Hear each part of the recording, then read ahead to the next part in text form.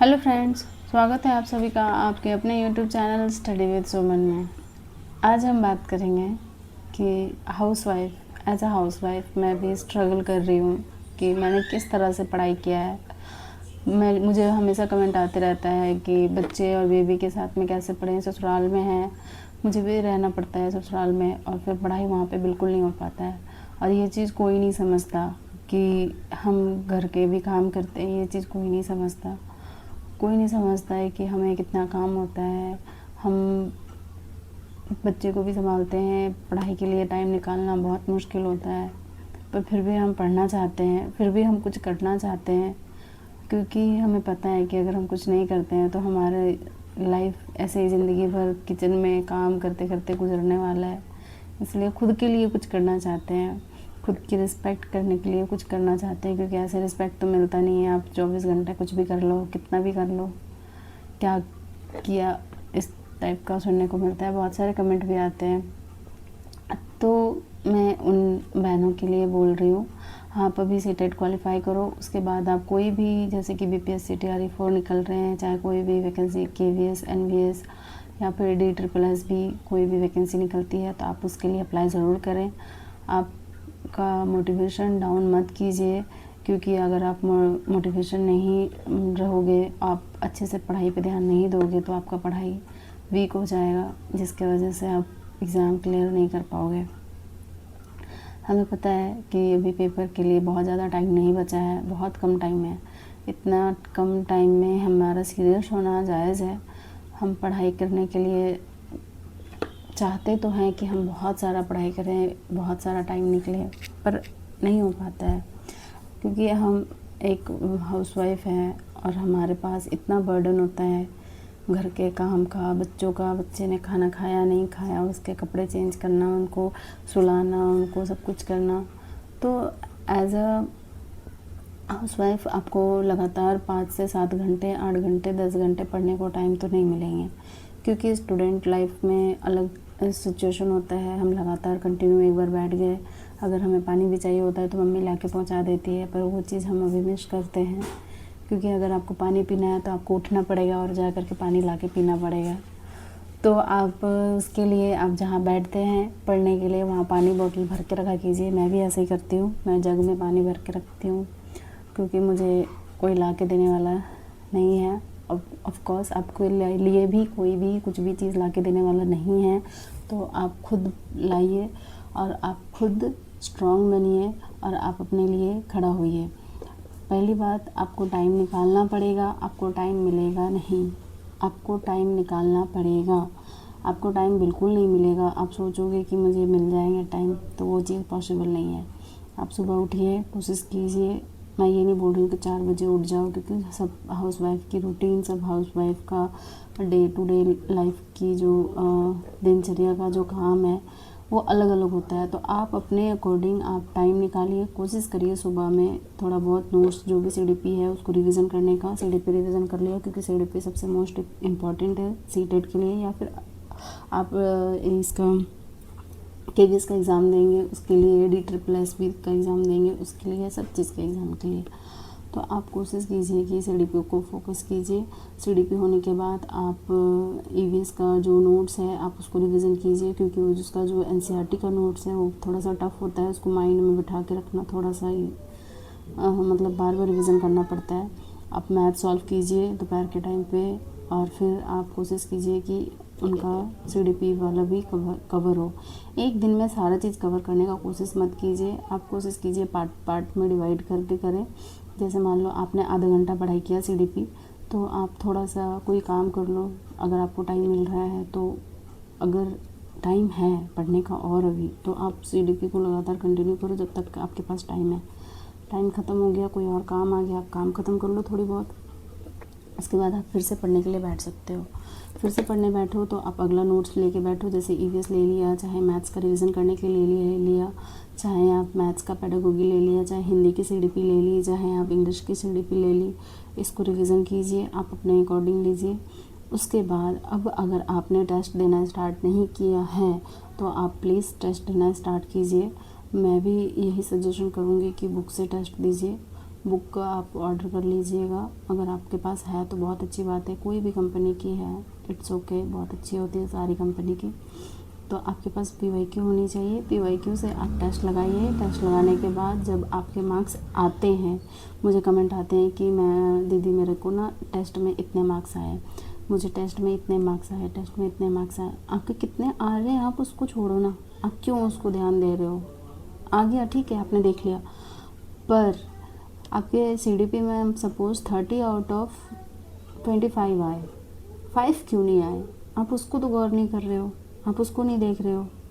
आप उसको देखो, अगर आप उसको देखने लग गए तो आपका मार्क्स ऑब्वियसली इम्प्रूव होगा और ये होगा ही होगा। अगर आपके पूरा टेस्ट में 90 आ रहे हैं या 87 आ रहे हैं, 2-3 मार्क्स रह रहे हैं, तो आपको घबराने की ज़रूरत नहीं है, अभी टाइम है। अगर आप डेली एक एक टेस्ट लगाओगे तो आपका ज़रूर कंप्लीट होगा। अगर जैसे कि अभी 27-28 या फिर जो भी 26-25 दिन बचे हैं, जो भी है, क्योंकि आज आप वीडियो देखोगे, कोई कल देखेंगे, कोई परसों देखेंगे, ज़रूरी नहीं है कि मैं अगर आज वीडियो डाल रही हूँ तो आप आज ही देखो। तो अगर आपके हिसाब से अगर अभी भी 25 दिन या 24 दिन बच रहे हैं या फिर 27 दिन बच रहे हैं, तो आप उस दिन से, जिस दिन से आप मेरा वीडियो देख रहे हो, उस दिन से काउंट करो कि अभी से लेकर के पेपर में कितने दिन बचे हैं, और उतना दिन में डेली आपको एक टेस्ट लगाना है। आप कब लगाओगे वो आप सोचो। एज अ हाउसवाइफ आपको टाइम मिलेगा या तो दोपहर में, जब बच्चे सारे खा लेते हैं, घर का सारा काम ख़त्म हो जाता है, जब सोने का रेस्ट का टाइम होता है, तो आप वो एक टाइम लगा सकते हो। दूसरा टाइम, क्योंकि ये 2.5 घंटा का लंबा टाइम है जिसमें आपको पूरा एकदम एक्यूरेट फ़ोन में टाइमर लगा करके टेस्ट देना ही पड़ेगा, तो ये चीज़ आपको दोपहर में ही करना पड़ेगा।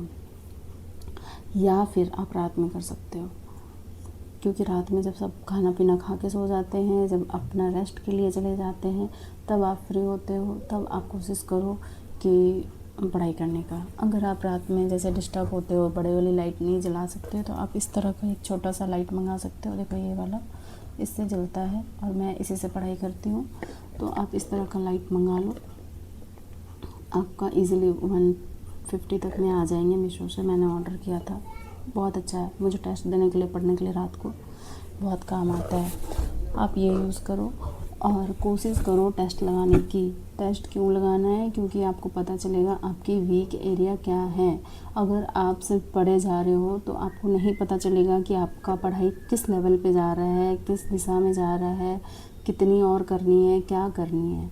कि हो सकता है आपका CDP बहुत अच्छा हो सकता है आपका इंग्लिश अच्छा ना हो, आपका मैथ्स अच्छा ना हो, तो आप इन सभी के लिए ज़्यादा ध्यान दीजिए। सबसे ज़्यादा ध्यान दीजिए टेस्ट पे। टेस्ट को आप कोशिश कीजिए OMR शीट पे देने के लिए। आप ऑनलाइन देने की कोशिश मत कीजिए, ऑनलाइन देंगे आप, अच्छा है, पर हमारा जो एग्ज़ाम है CTET का, वो ऑनलाइन नहीं होता है, वो होती है ऑफलाइन। आपको पता है हार्ड कॉपी में होती है, क्वेश्चन पेपर में होती है, क्वेश्चन पेपर होते हैं, OMR शीट होते हैं। तो ये कोई SSC या रेलवे का एग्ज़ाम नहीं है, ये CTET एग्ज़ाम है। SSC रेलवे का जो एग्ज़ाम होता है वो होती है ऑनलाइन मोड में, तो हम उसको ऑनलाइन मोड में एग्ज़ाम देंगे, तो ऑनलाइन मोड के लिए ऑनलाइन प्रैक्टिस गुड है। बट जब आपका एग्ज़ाम ऑफलाइन मोड में हो रहा है तो आप ऑनलाइन प्रैक्टिस क्यों कर रहे हो, क्योंकि जो ऑनलाइन मोड का एग्ज़ाम होता है आप फ़ोन में दे रहे हो। अगर आपके पास बड़ी स्क्रीन है तो बहुत अच्छी बात है, आप एक बार में क्वेश्चन, ऑप्शन और जो ऑप्शन को कंपेयर करना होता है आप सारा देख पा रहे हो। पर अगर आपके पास फ़ोन है, क्योंकि हमारे पास तो फ़ोन ही है, मेरे पास भी फ़ोन ही है, तो फ़ोन में आप पैसेज कैसे कंपेयर करोगे। क्वेश्चन इतनी लेंदी होती है, एक बार में तो क्वेश्चन भी पूरा शो नहीं होता, आप कैसे कर सकते हो रिविज़न। मुझे तो ये नहीं समझ में आता, मेरे से भी नहीं हो पाता था। तो मैंने बुक लिया था, आप बुक लीजिए। मैं अभी भी बुक देख रही थी BPSC के लिए, मुझे मंगाना है, तो आप कोशिश कीजिए कि बुक आप हार्ड कॉपी में टेस्ट देने का OMR शीट पे प्रॉपर। और अगर अभी OMR शीट आप प्रिंट आउट नहीं करवा पाए तो पेपर पे क्वेश्चन लिखिए, 1 2 3 4 5 करके 150 क्वेश्चन लिखिए, उसके सामने आंसर लिखाइए और उसको चेक कीजिए। इस तरह से आपको टाइम निकाल के अपने लिए एक टेस्ट आज से आपको डेली देना है। और मैं डेली शाम को लाइव आती हूँ, आपको उस टाइम आकर के मुझे बताना है कि आपका टेस्ट कैसा गया, आपको कहाँ पे वीक आ रही है, कहाँ पे कमज़ोरी आ रही है, कहाँ पे दिक्कत आ रही है, टेस्ट देने में दिक्कत हो रही है या फिर किस चीज़ में दिक्कत हो रही है। और जब वो गलत चीज़ें होती है, जैसे कि आपने मान लो कि गलत तो निकलेंगे, तो उसको आप रिवीजन करने के लिए क्या कर रहे हो, क्योंकि बुक में होती है ना, जो भी आपकी गलत हो रही है तो बुक में होती है सॉल्यूशन। अगर वो समझ में नहीं आ रहा तो आप नोट्स देखिए। अगर आपने नोट्स नहीं बनाया है तो 2-3 दिन के अंदर आपका नोट्स क्लियर होना चाहिए। शॉर्ट नोट तैयार कीजिए, शॉर्ट नोट आपको 2-3 दिन में कंप्लीट हो जाएंगे। आप उसको बनाइए और आप इसको ज़रूर करके देखिए। अगर आपका हेल्प होता है तो बहुत अच्छी बात है, अगर मैं किसी और तरह से आपकी हेल्प कर पाऊँगी तो मुझे बहुत खुशी मिलेगी।